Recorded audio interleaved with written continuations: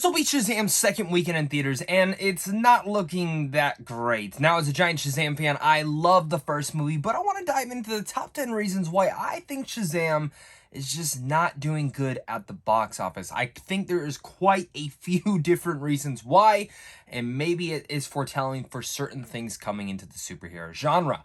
Let me know down below what your guys' thoughts are on this. Do you agree with these? Do you not? Again, this is just my opinion. Of course, make sure to hit that like and subscribe for more content like this over here on a daily basis. This is my Zach Pope Reviews channel where I talk movies over here, and I love to, but if you do like content like this, I actually do have a second channel where I take questions from my Patreon supporters and create ideas out of that. This is actually from one of my Patreon supporters, so if you do want to get involved with those, maybe get one of your questions into a whole video over on that channel, or maybe sometimes even on this channel, make sure to go support that Patreon down below, subscribe to both channels, and let's have some fun.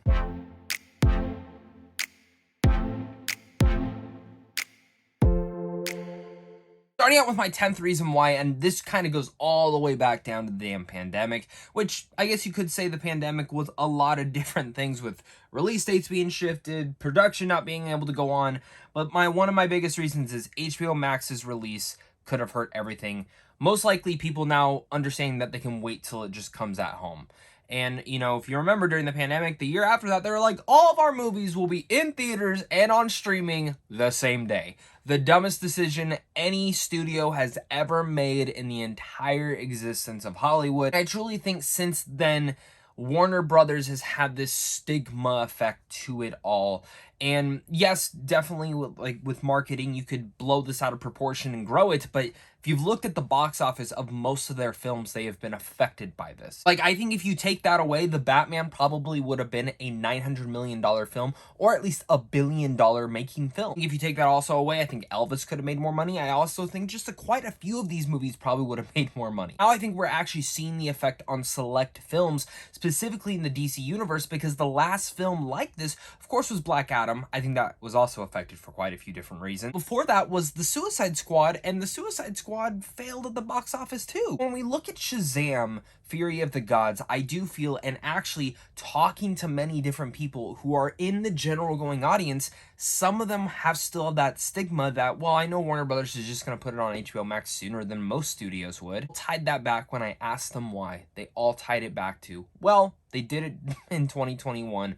They should probably just start doing it again. Which leads me to my number 6. This is overall a family film. The thing that I've loved about both Shazam films, and I prefer the first one a lot more to the second one, but the thing that I've liked about both so far is that in the end of the day, they are family films. Now you might say, Zach, are you sure about that? There's some creatures, there's monsters, there's demons, there's people being killed.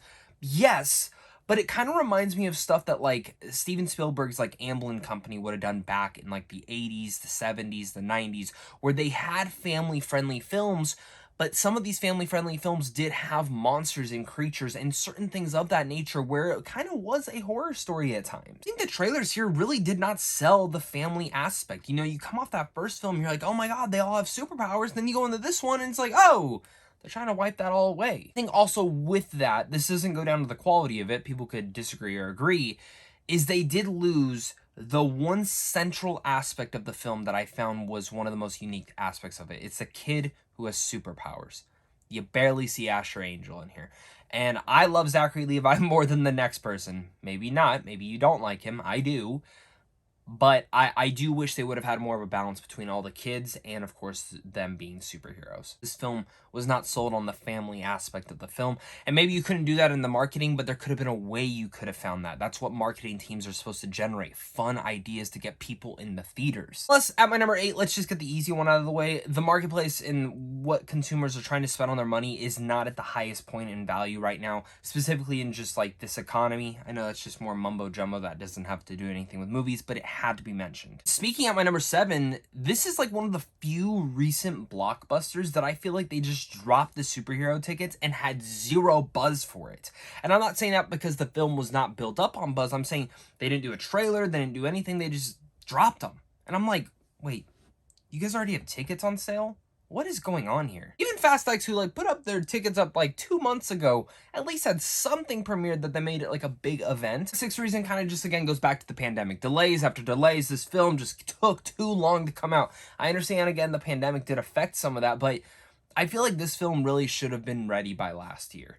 I even kind of want to contend that it should have just come out before Black Adam. Looking at the release date that they selected, they gave it a March release date. That's a pretty solid one. That's how the first one was released. Smart to do that. But then you don't look at the films around it. You have Creed 3, which came out and absolutely just blew up the box office. You had Scream 6, who came in and blew up the box office. Then boom, Shazam. Oh, no one's talking about it. Now we're going into John Wick, which John Wick looks to blow up the box office again. And then at the end of the month, we don't know how this one's going to do, but it is a really good movie, and I saw it. Dungeons and Dragons. March is literally a stacked month. April, we're going into the first week with Super Mario Brothers, and then that's going to have all of April. May sweeps in. Guardians, Little Mermaid, Shazam's, poof, gone. So I have no idea who decided to put this in March. I think this film actually probably would have worked better in February or January.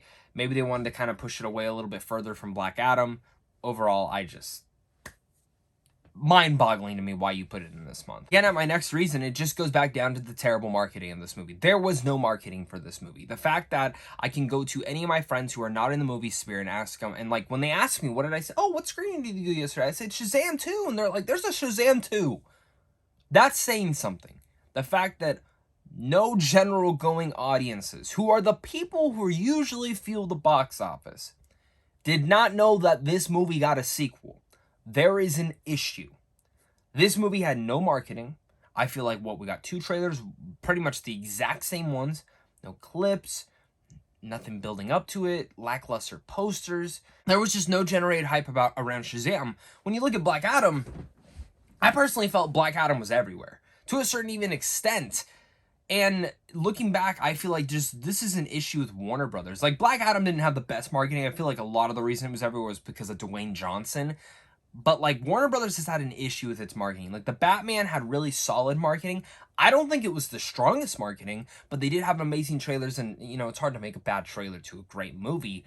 But you look at all the marketing, like, Warner Brothers, for me, has not marketed a film greatly since Aquaman.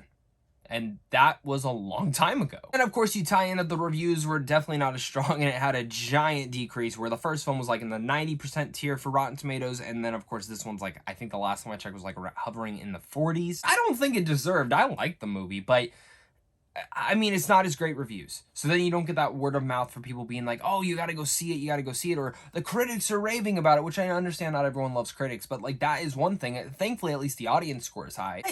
I look at the reviews and I'm like, well, you know, sometimes I don't really care for those because I don't actually think this is a giant detour of it all, because the first film still should have at least carried some of that goodwill for most people who liked that first one. And adding in there, we've seen movies with terrible reviews, or just even worse than this one, get good box office. You had Venom, which, okay, you had Venom 2. You even had Morbius, which I don't like Morbius. I do like the 2 first Venom films, but this film is better than both of those.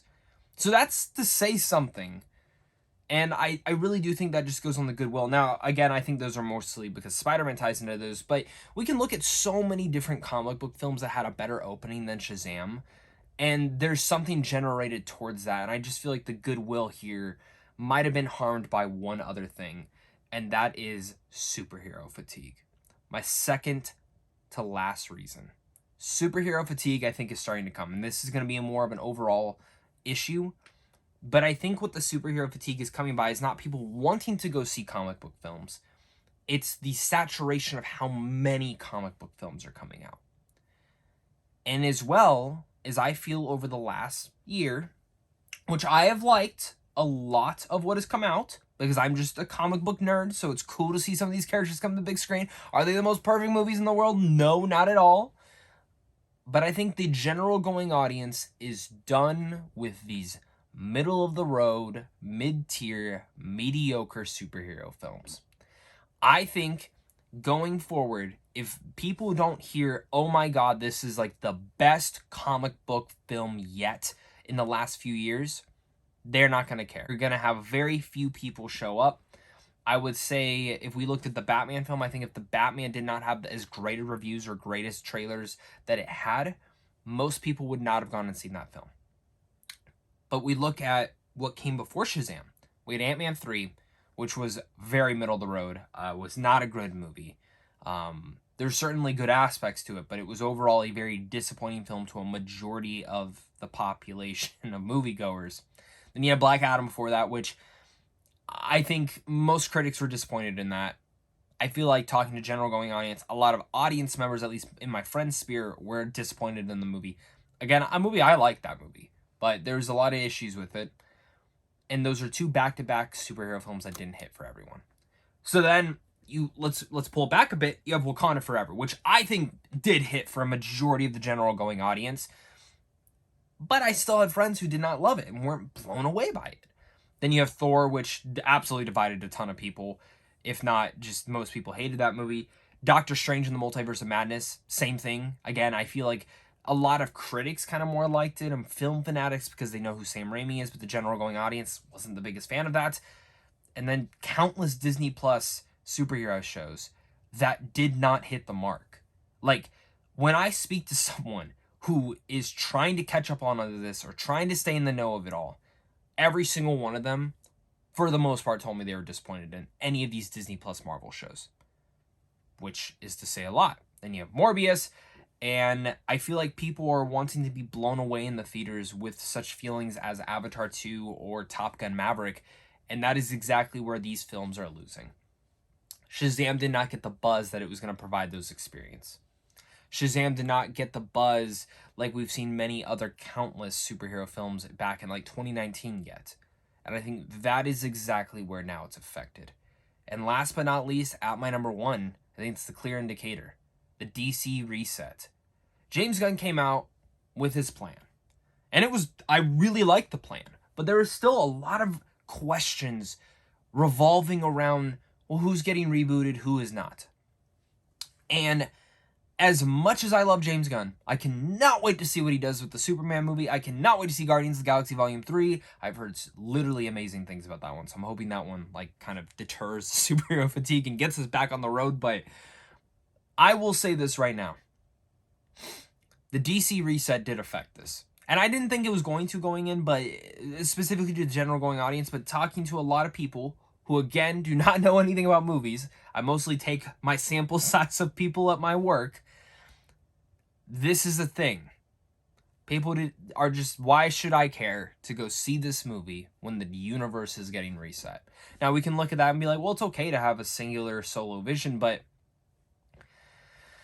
from what they have said, I mean, some people, there is a chance for them to stay in the DC universe. Who has the offer to stay, and what would be the reasons for them staying? Now, again, some of that might be mumbo-jumbo behind the scenes. Maybe they just don't want to continue. Maybe they do. In general, it might just have to resolve around how does their box office do? Do people want to see more of them? If James Gunn would have put that more in their plan, I think more people would actually care about what's going to be going on further in the DC universe. But I also understand why he wouldn't do that, because he does want the Superman legacy to be like the first thing that premieres. Still think it was something that hurt, and I think this kind of going back and forth really does not pay off here. And I think for me, Shazam, well, it failed. It failed at the box office. Shazam! Fury of the Gods failed, and it sucks because it's a movie that is better than what a lot of people are saying it is. It's better than the box office is showing, and I think this film at least should have made at least $60 million opening weekend. So those are my 10 reasons for why I think Shazam failed. If you have any more reasons, please let me know down below in the comments section. Can't wait to read those. If you want to get a question like this, make sure to go support my Patreon. That's like the first tier gets you any of these options. I'm going to be posting these weekly. And of course, if you want more videos like this, I do them over on my second channel, Zach Pope Expanded, where I have more of a time to do more editorial type videos like this. So thank you so much again for watching this. And of course, until next time, stay classy.